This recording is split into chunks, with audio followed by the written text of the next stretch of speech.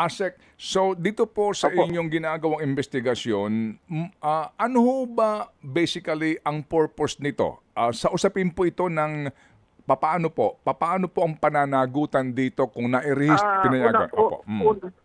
Unang-una ho, yung mga sasakyan na to, alam naman po natin na talagang, yun nga, mayroong pagkakamali sa mga tax payments niya, invalid yung papeles. Paano ito na ipasok? At saka bakit hinayaang makapasok? Yun po yung, ibig sabihin, bakit hinayaang makapasok sa LTO ang dokumento?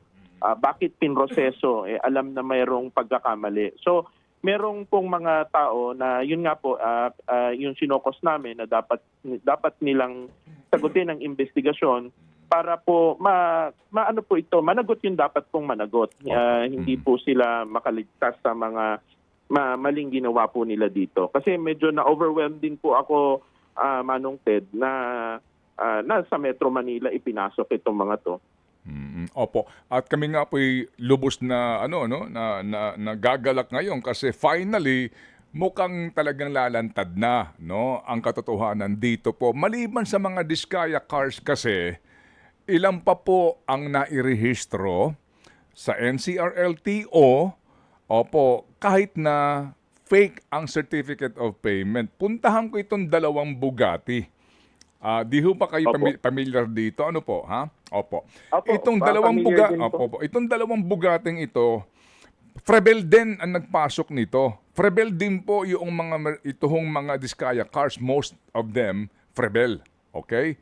So ito pong dalawang Bugatti, ang petsa ng ORCR nito ay May 30, 2023. Kapareho lang din po halos nitong mga Diskaya cars.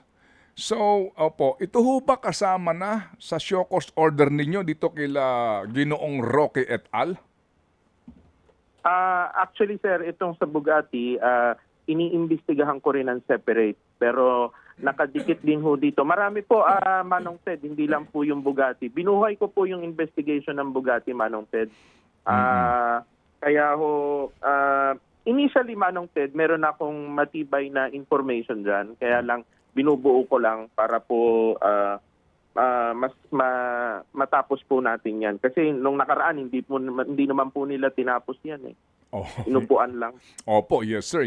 Opo. So sir, talaga pong dito aasahan namin sa hanggang dulo po ito. Meaning, maglalabas kayo ng report and then hindi kayo mangingimi na magrekomenda kung ito po'y presidential appointee na mga sangkot na mga tao sa LTO na kasuhan po ng either administrative o kasong kriminal. Opo naman, Manong Ted, kasi yun pong pagpasok na ito at saka yung ginawa po nila dito sa mga sasakyan na to ay maliwanag na may mali.